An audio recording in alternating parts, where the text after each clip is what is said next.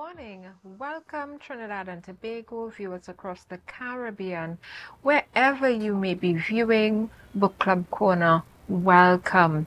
Happy Hump Day, as they say. This is the day before the holiday. Tomorrow is Emancipation Day, and there's a lot happening all across Trinidad and Tobago, and as well some other islands as well, because we do share those dates with other islands. And there is the Emancipation Village happening in community development, Emancipation Village happening in Trinidad. There's Heritage happening. Let me tell you, get ready tomorrow, because tomorrow around 9 or 9:30, 10 o'clock, they are going to be convening at the Coliseum and heading to Store Bay for a parade in the streets for emancipation. So if you're into that, get ready for that. But we are here today in beautiful Scarborough, Tobago, as usual, talking to authors, literary lovers, and those in the publishing industry. And today is no different. We have an amazing luminary here with us today. We have Dr. Rita Pemberton. Welcome, Dr. Pemberton. Thank you very kindly. It's good to be here. Yes. Dr. Pemberton is, one of those persons, super smart. She has so many accolades. And please don't force me to remember them. Please bring them up on the screen so I can just go through them, because let me tell you, you'll have to learn this off by heart for you to remember all of these things. And there's more to come, right? She's a former president of the Association of the Caribbean Historians. She's also the CSEC and Caribbean History Examining was former on their team. She's a former senior UE lecturer, former COSTAATT director, and my favorite former would be the former NALIS library director. Listen, I'm in love with libraries, y'all. I can't say enough good things about them. So we're so happy to have you here with us today. I've been trying to get Dr. Pemberton to come to Tobago to do this interview for the longest while. But we all know what was happening, right? How are you recovering? Slowly, but getting there. Very good. Yeah.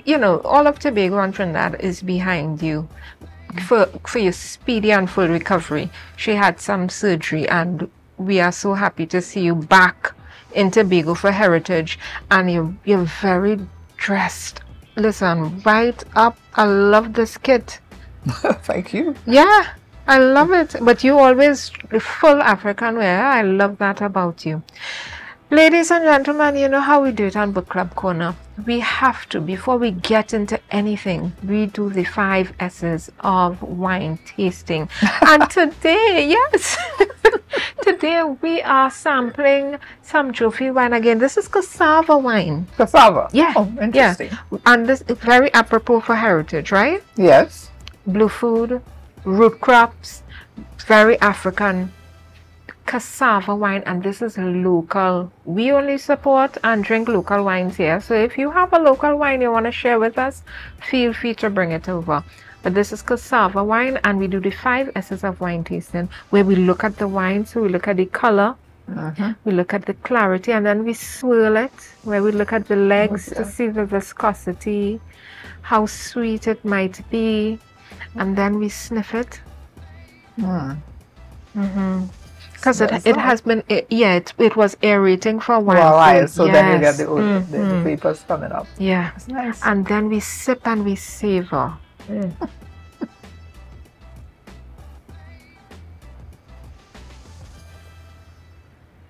Oh, this is a good one. We haven't had a bad wine on Book Club Corner ever. No. Ever.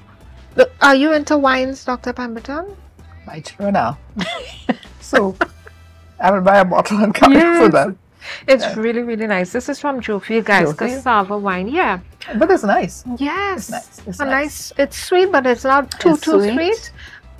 It has a nice feel. But I'm not a wine expert. Very smooth. Smooth. Very smooth. Yes. Thank you for this Jofield wine. Ladies and gentlemen, we're going on a quick break, and when we come back, we are going to be getting into the emancipation of it all, the heritage of it all. The day before the holiday, today is Wednesday, the 31st, last day in July, and we're here with Dr. Pemberton. Don't go too far. We'll be back in a few minutes.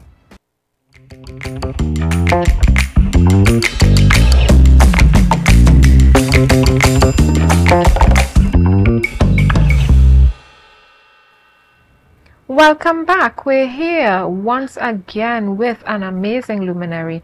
We're here with Dr. Rita Pemberton here on Book Club Corner, and happy pre-emancipation to you. We're going to be talking to Dr. Pemberton today about quite a few topics. And Dr. Pemberton, let me just get into it. Sure. I did my research and I saw you presented on a panel for the United Nations. Yes. And it was about the transatlantic slave trade. Yes. Yes. And the name of that was Living Legacy of 30 Million Untold Stories. Tell us about that presentation and about that experience. Now, the whole idea of it was to remind people about the slave trade and the horrors that African people endured in the slave trade from West Africa to the Caribbean. Now, one of the issues associated with the trade is that there has been much, well, a lot of people forget about the trade. You deal with slavery, you come to Trinidad, Tobago, Jamaica, Barbados, wherever. And what happened to enslaved people. But what had happened to enslaved people, and this is my exposure to that activity, you know, got me into looking at the slave trade much closer. Because it is not only from the coast of West Africa to the Caribbean. Really? No. Okay. How do you think they got them? Yes. How did they get them? Well, there was a big business selling people. So human commodities were marketed across Africa before they got to the coast. So you had what is called a coffle. A coffle. Coffle. Which was a line of people chained together, having around their necks, the manacles, having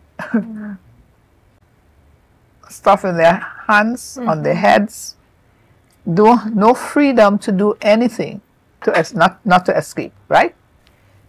And they were carted for miles and for months across the breadth of Africa to get to the coast.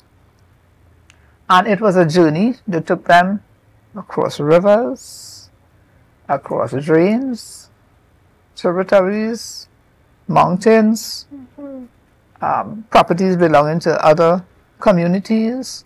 So when the trade started first, it was on the coastline thing. But then after a while that couldn't work, couldn't bring the numbers. And on the demand side, the demand was growing. More plantations were opening up in the United States and the Caribbean. They wanted more people. Thriving business. It was a big market.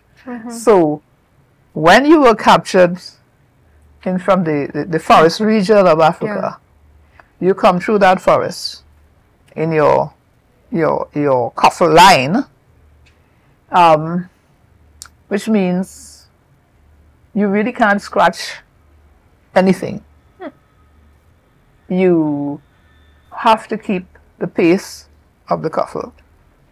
So if you walk through a drain and you get bitten by a snake and you die, you are dragged along for a while before you are set free. And, well, there's no funeral, you're left to die. The coffle went from one market to the other. So as a prisoner, you know, a captive, you will go to a market and then you'll be examined by the purchasers. Teeth, eyes, legs, body. Are you fit enough? Would you get a good price? And so it went on from one market to the other until they got, sometimes they bought more in one market, sometimes they sold more in a market. And so you carry these people. So some of them had been in that coffle line for months. We talk about the ships. But after that grilling experience, you come to the coast where you're put in a fort, because each country had its fort, a security base, because there's heavy rivalry for these commodities. So the French had their forts, the British had their forts, the Dutch had their forts, and all of them heavily guarded. Poor treatment for the poor captives. So imagine you come across land, you spend 3 months traveling, going from market to market, well, being taken from market to market, and then you come to the coast, and there you are waiting for the ship. So you might come from inland in the forested region, you've never seen a boat, a ship. You're absolutely terrified. You know. So the whole experience is not just the months at sea. That was bad enough, you know. But on top of what you've experienced in the Kaffa, you know, it really was a stain on humanity. Your experience of presenting at the United Nations event, how did that, how was it received, and what was the purpose and perhaps the intent of having your, because it was a number of persons presenting. Yeah, a number of different people. Yes. So what was the purpose and intent of that? Not just remembrance, of course, there must have been a bigger purpose. No, the larger purpose was, of course, edifying people, so that there's more information about the slavery, because I think we had gotten to a point where it was like nothing. That people didn't understand really what slavery was, and I had people say, did that really happen? You know, so you had to have some mechanism to sort of bring home that it wasn't a trite activity. It was very deliberate. It was very lucrative for those, but it is an extremely painful experience for the captives, the communities from which they came, and the country from which they came. And what would you say to those who say, you know, that happened so long ago, gosh, let it go now, why we keep talking about it? What do you have to say to those persons? I ask them why they have a birth certificate. Explain. If you have a birth certificate and tell me you were born 10 years ago, why is that important? Or if it's 20 years ago, why is that important? It's the same, for the same reason. It is about being a person. You have an identity. You come from somewhere. The question for us is where. Yes. You know, and people want to know, everybody wants to know where they come from. If you have children who lose their parents or who are adopted, they always want to know who their blood family is. That is so powerful. I'm stealing that answer. Anybody I hear, why do you have a birth certificate? I'm going with that. Because let me tell you, that is such a good answer. When you really think about it, and, you know, coincidentally, my husband's birthday was yesterday, so happy belated birthday. Oh, yeah. Happy birthday. Okay. Yeah, he's an emancipation baby. You know, we always use that time to remember when you were born and all of that. We love to go back. It's normal with human beings that you go back. That is so powerful.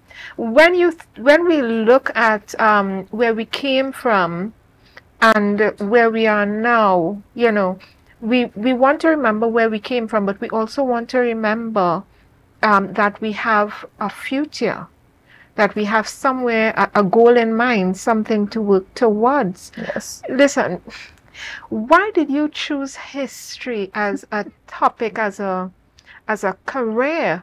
I mean, it has been very beneficial, not just for you, for edification, but, you know, Tobago and Trinidad, we benefit from your knowledge and from your work. But why did you choose that to go into? What interested you about it? Well, one of the things is that when I did history at school, there began to be West Indian history, right? History of the Caribbean. And it was always very striking. And I remember looking at a poem written by Eric Roach. And what Eric Roach said is he went to school and he learned so much about the rest of the world, He said, I learned nothing about myself. And in those days, you were taught history of Europe, history of England, how many wives what king had and which one he murdered, and you know, that kind of stuff. And really nothing about you. I remember my first one biology class very well. Why? Because we had this biology text and it talks about a typical fish. This typical fish was a stickleback. Well, I have never heard Well, this is the first time about that fish before in my life. Yeah. It might have been typical for people in the UK. But we have little jacks here. You know, we couldn't do that. Snapper, All flying fish, all kinds of other things. All kinds of other things, right? And we had to draw that diagram with the stickleback fish, with the dorsal fin and the tail fin. And, you know, you learn so many foreign things. I'm so glad you said that, because that goes right back to those who, what do you say, those who pay the piper call the tune, right? And if you're writing the textbooks, if it is a foreign syllabus, it is going to be what they prescribe for you to learn. And we're having an experience where the Division of Education had put together a group of persons who would be feeding us or taking us into a space where there's now a Tobago syllabus. Yeah, and you know, I think the intent is very powerful, because it is intending to perhaps take us into that space. How important do you think it is for us as Caribbean people, not just Tobago itself, but as Caribbean people, to have a syllabus, to have textbooks that are focusing on us and our history, and not just our history, but our local fauna, flora, what is around us daily? How important is that? That is extremely important. And it is not only for us to have a curriculum in the schools, primary schools. It is about having a learning experience for everyone. Now, we have been cultured into this learning that is so very separate. So if you're going to be an engineer, you do chemistry, physics, maths, add maths. And if you're going to do medicine, then you do chemistry, biology, maybe maths, maybe add maths. And you come out of those experiences not even understanding the society in which you have to deal. And so if you take the people studying medicine, for example, it used to be that what was right in medicine was what was prescribed. The first thing they tell you is that in bush medicine, as we love to call it, bush medicine, you don't know the contents, you don't know the percentages. Hello. So if my grandmother chopped some 2 leaves of bitter bush and squeeze it and give me some salt, and I take that and my cough goes, it works. So it was condemned. In fact, the people of Tobago, the doctors who were here, they were awful people, by the way. But because they really overcharged people. Yeah. But they said that the people in Tobago do not like to come to the doctor. But it was more than that. It's the cost of the doctor. It's the cost, the attitude. The attitude of the doctor. Come on. And the fact you will come out from that experience having paid and not gotten better. Having paid to be mistreated. Yes. And nobody's listening to you. And nothing, and you don't improve. No. So now you develop a perception, and so this is part of the whole colonial experience, that you are inferior. The things you believe in are inferior, and therefore what you must do is to give up those and seek the elevation Yes. in everything. Everything had a class. Yes. It always amazes me, this concept that what we have is inferior. It's inferior. And that we weren't civilized, right? Yes. They were bringing us into a sophisticated, civilized space. And civilization meant that you go to their church, you speak language. Mm-hmm. So that language is not good. Tobago language is not good. Yeah. You must speak the Queen's English. And when you went to school, and particularly to secondary school, yes. you were expected to demonstrate yes. how learned you were Listen, by your language. I had a story from my mom. She said she was on a train. They had trains when she was coming up, and then they got rid of it, sold it to Venezuela, she said. But she was on a train. This mother was asking her son what time it is, and he say, it's 1:30.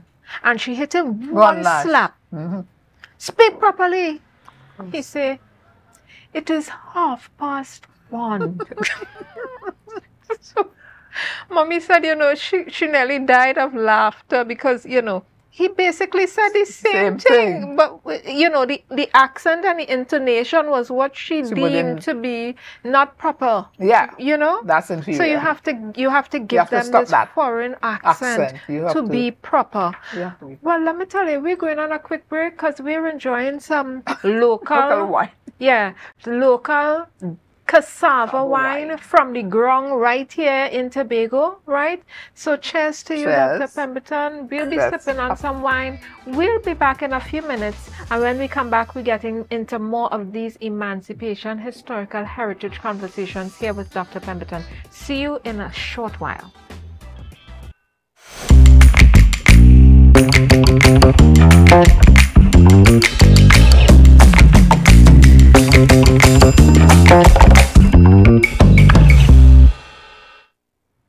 And welcome back to Book Club Corner, right here in beautiful Scarborough, Tobago, in the Tobago Update Studio.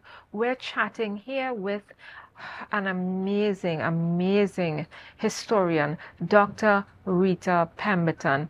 We're so happy to be chatting with her. During the break, you know, we were talking about hair, we were talking about all sorts of things, wine, hair. Listen, y'all need to get on here. Yeah.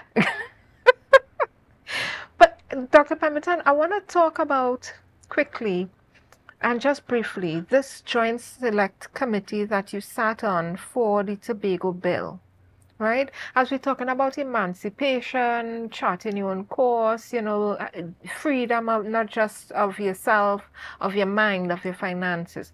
How did that joint select committee presentation, because it's on YouTube, right? So if you want to go see it, we can go have a look. Tell us about it. Yeah. But the whole idea behind it is that a number of the members had no clue about the history of Tobago.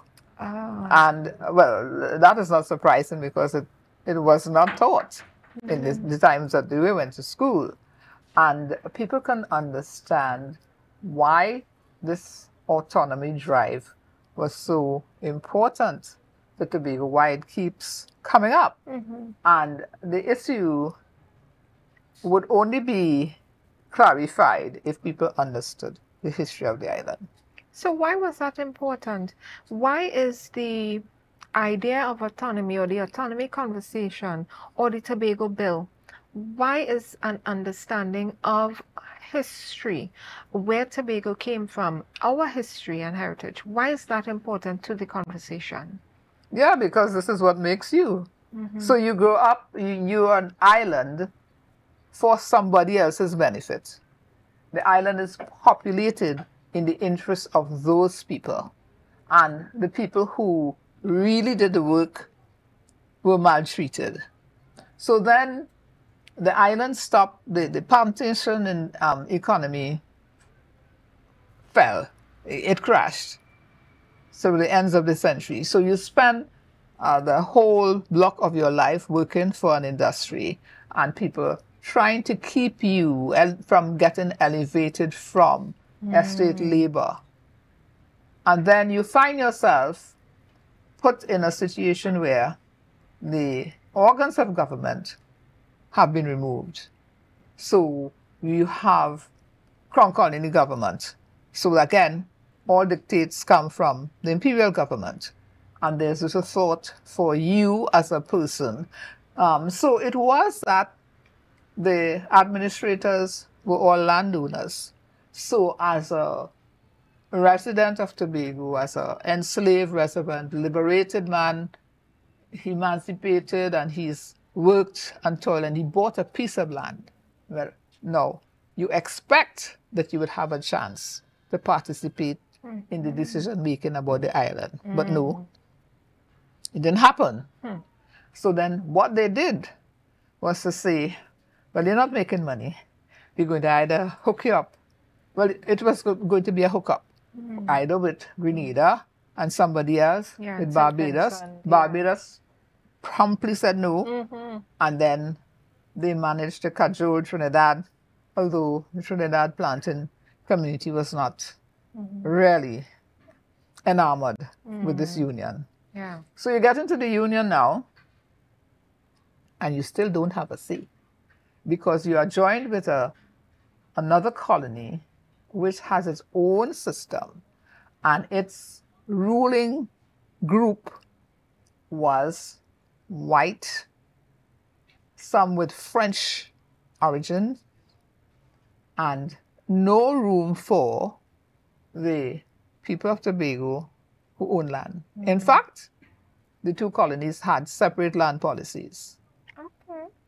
Whereas in Tobago, because the estate operations had crashed, sugar was no longer the king in Tobago, and they sought to get rid of the properties. So they couldn't sell all of them. Nobody was really investing in large-scale property to get into any kind of big plantations. Sugar had gone through, cocoa had gone through. All you could do is to sell it in small lots still. Small planters who were willing buyers. So you bought, and you're still there. Some owned land, but they were working on estates also. They continued because that was the avenue. And so you're an island where nothing is done for the benefit of the people. That nobody thought it wise to provide elevatory kinds of development for the island. And unfortunately, I would say, they hit on another means of money making for Tobago, which was tourism. But that left you just as dependent as you were under the plantation system, because it was the same estates. People built estate kind houses that would appeal to the tourists, and the tourists came and they took pictures of the natives and that kind of thing. But you're not happy to remain in that arrangement, right? So the desire is across the century, 1838, we come into 1938, and we are just there. And then when we did have a representation, a representative sitting on the Legislative Council of Trinidad and Tobago, he was, well, first of all, it took 2 weeks to get from Tobago to Trinidad. So there's no arrangement in place to get you to meetings. You only had 2 weeks. We scrolled for 3 hours. For 2 hours. Right now. And sometimes the boats weren't running, so you just couldn't go at all. And there were no costs provided, so you had to bear the expenses. So you really had to be devoted to undertake that exercise. And then when you got there was absolute disrespect for Tobago. Well, what you want that for? You're no different from Toco or Palo Seco or, But no, we are different. We are not part of this landmass. And so we have different interests, we have different concerns, and we'd have different needs. Definitely. And there was nobody to speak it. So we said, well, we have to speak up for ourselves. And this is how this idea of autonomy was engendered. And now the next thing for you is, having come out of a relationship with an imperial government that's distant, you're now in one where you are still inferior. So, and we were talking earlier about the language. So you identify yourself by the way you spoke. Yes. You know, and that was an inferior language. So you see, you will pick up some of the language that is more typical of Trinidad, where their language is heavily influenced by multiple factors. Yeah.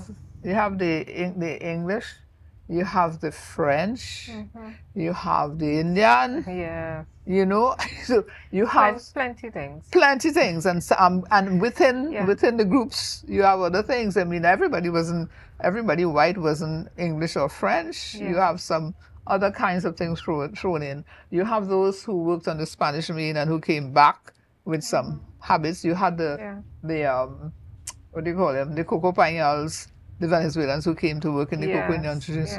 So you have all those influences in their language, which Tobago didn't have. You know, when you talk about this heritage and where we came from, understanding the history so that, you know, we can know where we're heading and perhaps the influence that we are looking for this bill to have.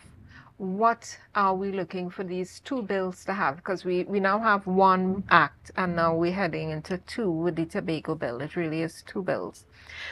What I really want to ask is, you know, in connection with this, the issue of ownership of land. When we talk about having ownership of the land and having your deed, right? You know, it's a problem in Tobago where we don't have a deed for a lot of the persons. They live in there, been living there for ages, and don't have a deed for the land. And you know, a lot of times I hear the rhetoric, you know, as if they were irresponsible why this is happening. But this is something it's something that was handed down. It's something that came down the line. It's a bad practice. Yes. It's a result of a bad practice. Talk to us about how did this start and how can we perhaps get out of this? Well, it started with a desire of the land-owning community, largely white, to prevent black land ownership of large pieces of land. In order to do that, you made sure that land was not sold to them. But it became difficult with the great increase of estates that had gone under, and the owners were willing to sell them. So they started that. That didn't bring the sort of sales that would rid the island of that problem of these abandoned estates. So what the administration decided to do was to sell it in small lots and allow people to pay down and pay periodically until, you know, so these special terms for land were what they recommended. And so a number of people bought land like that. Estates were sold. Go down Tobago, West Hampton Estate, all of those were sold under those terms. And so you have all those settlements. Now, Trinidad planters didn't like that at all. First of all, they didn't believe it should be sold on terms and they shouldn't be given any special period consideration. So you see different interests. You have a stronger plantation economy in Trinidad and a non-existent one in Tobago, but the decisions are being made. So there's one of you in the house and they think you're a joke anyhow. So that is the problem, or that was the problem. So with being in the house, one, the facility is not there. You can't rely on the boat. And when you're in there, you're not respected. You can't influence decision making. You could argue all you want about what is best for your island, but they're not prepared to pay for it because their interests are related to the sugar industry in Trinidad. So what is our answer? We have to speak for ourselves. Yes. You know, it's very interesting, this post-emancipation period attitude and perspective, because you know, you'd expect, well, abolition of slavery, emancipation happened, you know, we're free, but attitudes did not change as easily as doing the act. you know, and we were still dealing with that. We're going on a quick break, but when we come back, we're going to be speaking about the post-emancipation dissatisfaction. We're going to be talking about Belmana riots, the Confederation riot that happened in Barbados. We're going to be talking about some juicy facts.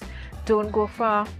Get your snacks, get your drink, and come right back. Get your wine. Get your wine. And come right back to Book Club Corner. We'll be back chatting here with Dr. Rita Pemberton. We'll be back in a few minutes.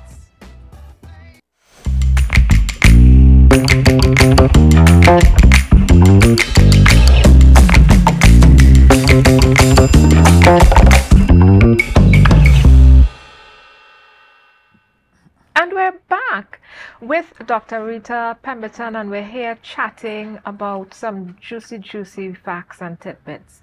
On the break, we were talking about emancipation, post-emancipation, you know, and what was interesting to me, and still is that Tobago's first people, what is the space that they exist in?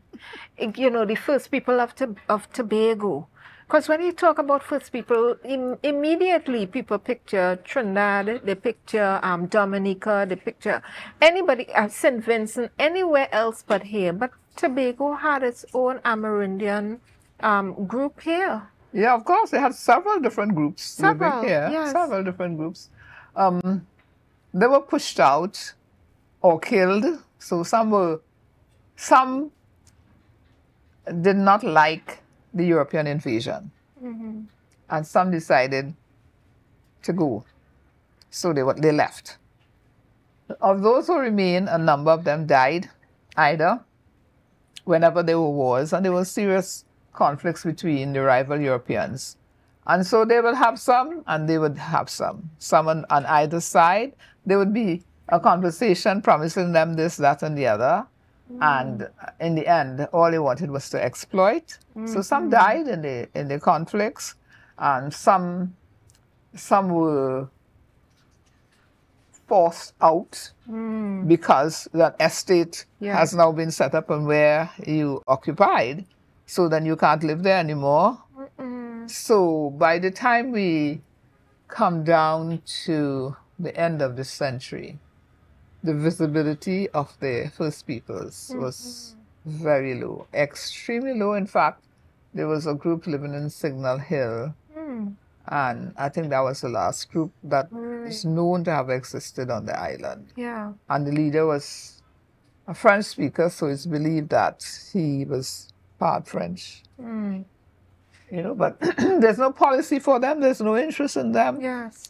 They were just other peoples who could be exploited and who could be discarded, but they had to be displaced because the descriptions of the Europeans and the vendors of property in Tobago is that there's nobody living here, only a few indigenous people, only a few, no big thing. But there were settlements all over the island, you know. You took part in a lecture series between the Tobago Writers Guild and the library, and it talked about the first peoples. You know, I was privileged enough to see part of it, and one of the things that came out of that lecture is, you know, about the evolution of the life in Tobago includes the first people and the several settlements that they put them in, because as you say, they ran them off of where they were because they wanted that spot, the places they put them in. And you know, we want to make sure that while we're talking about the history and heritage of Tobago, we focus as well on the indigenous peoples of Tobago who were here. You know, it's a funny conversation when they use the word indigenous, considering that the Amerindians did come from another space. Another space. Yeah. They came from other spaces. They were the first peoples. That's why you call them the first peoples. Exactly. They were the first here. They were the first here, but you know, we want to make sure we have a conversation about this invisible group of people who were here and who still are here. Because I've spoken to quite a few people from Tobago, and they tell me, we're from, I'm Carib. Yes, they identify with. Yes. Yeah. So I think it's such an amazing story. We're talking about post-colonialism, post-emancipation, not colonialism, because Post-emancipation. it's only new for colonialism we're really looking at, right? But when we talk about post-emancipation, that period where they had the Confederation riot and then the Bell Manor riot. Briefly, Dr. Pemberton, take us there. I mean, we're not going to get into it, right? You go look it up. Okay, guys, if you're in public, go look up Bell Manor riots if you've never heard of it, because you should by now. But if you've never heard of it, go look it up. What we want to talk about is perhaps what was happening, not just in Tobago, but across the Caribbean, in terms of this dissatisfaction with the post-emancipation expectation of what we were going to get. And what does that mean for us? Have we fully actualized this emancipation story and dream? The answer to that is no. Oh gosh. But the thing about it is that emancipation was viewed differently by different people. So the Africans saw it with their expectations and ambitions in mind. The white land-owning class preferred not to see it with their plantation interests in mind. And so the whole post-emancipation period was marked by conflicts between a group of people who found themselves wanting to be free, thinking that they were going to be free, and finding themselves bonded in much the same way as had occurred prior to 1838. So there was that element of dissatisfaction in the population across the region. And there was no answer to it as far as the imperial government was concerned. What you do is to put them together, bunch them together. So you have a Tobago where the economy wasn't doing well. Well, we're not spending any more money on them, right? We invest in where money is to be had. So our colony, St. Vincent, Grenada, Tobago, they have to be dispensed of some. And then the best thing is to put them all together under a stronger economy. And that is how they were first touted as being put with Barbados. Barbados says, no. We want to have nothing to do with born alone, we'll die alone. We want to come. We're not going there. And the British acquiesced to Barbados. Then what to do with the rest of them? Well, put all of them together under a Grenada government. But the thing is that all of them had the same problem of lacking of the means to administer.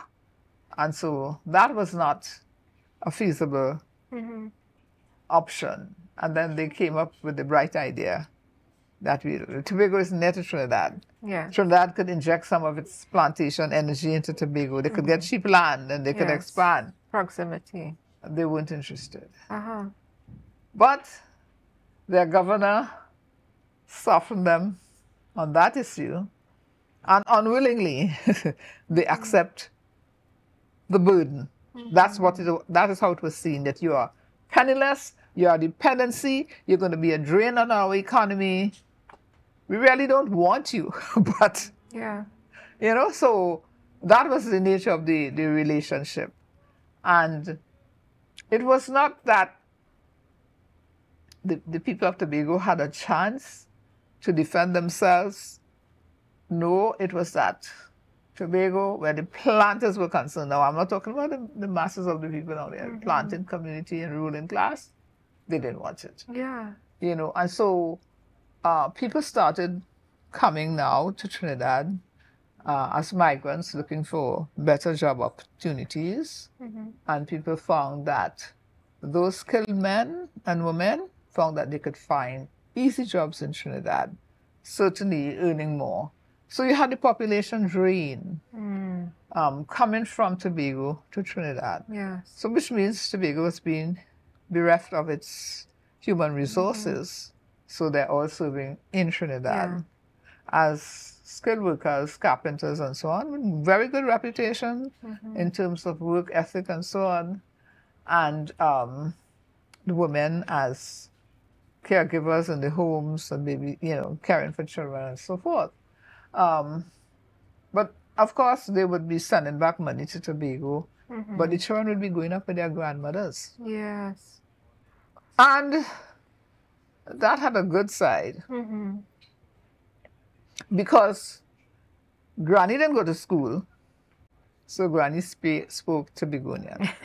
Yes, preservation of the culture. Yes, cultural passing on was critical between that generation and the other one. It skip out the mother and who else who gone to Trinidad, because when they come back, they bring in some Trinidad things in terms of language. Yes. Among other things. So walking was another thing. That in Tobago, no bus service. Everybody walked everywhere. I bet it was fit. Of course. When I went to Trinidad, I live in St. Augustine, going to campus, and the Tunapuna market. Them taking taxi. I said, what? It's so true. No, I walk down Oxon Street, walk up the main road, get my stuff in the market, walk back and go.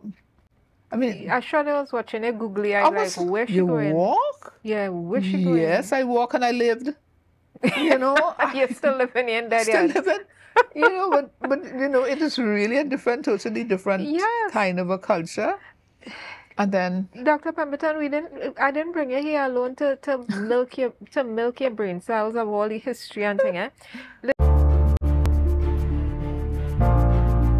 You're viewing Tobago Updates Television. Your multiple books. We have, as well as beyond traditions.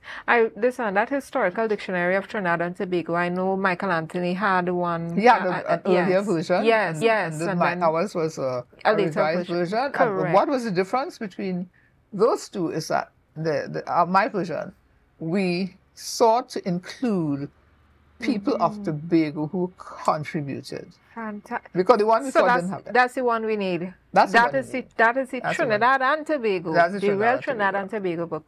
Listen, we're going into the green room. The green room is where we share insights about publishing, about writing books with authors, publishers, for authors and publishers, from authors and publishers.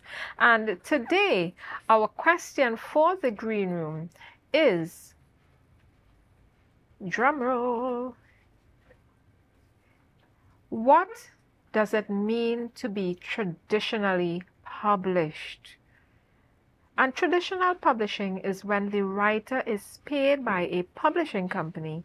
In exchange for that payment, the company can publish that work and have control of the rights to that work based on a contract agreed upon. So if you are paid to publish, that's called traditional publishing. And if you pay the company to publish, that's called self-publishing. And we have somebody here who's you're traditionally published. Yes. What advice would you give to authors about the traditional publishing route? For us in the Caribbean, the route is very restricted. There are few publishing houses, Ian Randall in Jamaica, the University of the West Indies Press. And if you are in the academic world, they frown on self-publishing, and some of the publishing houses that are around Trinidad, right? They wouldn't get you a job in a tertiary level institution. And so it depends on what you want. If you have stuff and you just want to get it out there, it's faster with the private publishers than and go self-publishing route rather than try to do it through Ian Randall or UV Press. Ian Randall is fast. Yes. If you can pay. Yes. If you have the money, you could pay for anything. If you have the money, he would dish out your book in 2 months. I like that. Yeah, here, go on, gather your coins if you want to head to. I don't think coins would work. I think you better get some blue notes. It's a euphemism. Trust me, it's a euphemism. Ladies and gentlemen, viewers, boys and girls, children, you know, it's vacation time, so I know y'all are watching of all ages. We're out of time today, but we're so happy to have had the illustrious Dr. Rita Pemberton here with us, chatting with us in, you know, about and in the Pre-Emancipation Day celebration and observances, heritage. We're in the middle of heritage celebration here in Tobago. It's going down here in Tobago where the Coliseum in Tobago tomorrow. Check that out. It's a holiday tomorrow, so rest and relax yourself, rejuvenate. But we want to share with you what's happening next week. Next week we have an amazing first-time author, and she is Rita Pemberton. And we welcome her to the set next week, Wednesday.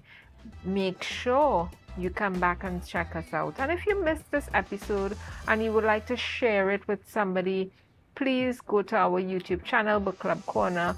Tomorrow it will be posted, and from today you can always check out Tobago updates. We want to thank you for sticking with us, for checking us out, for chilling with us, drinking some wine with us. Nice yes. Wine. Cheers, Dr. Pemberton. It really is nice.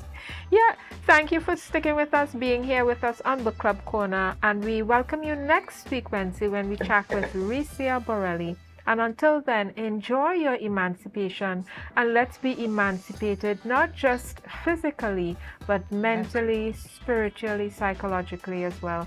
Enjoy the rest of your Wednesday, and we'll see you next week. Mm-hmm.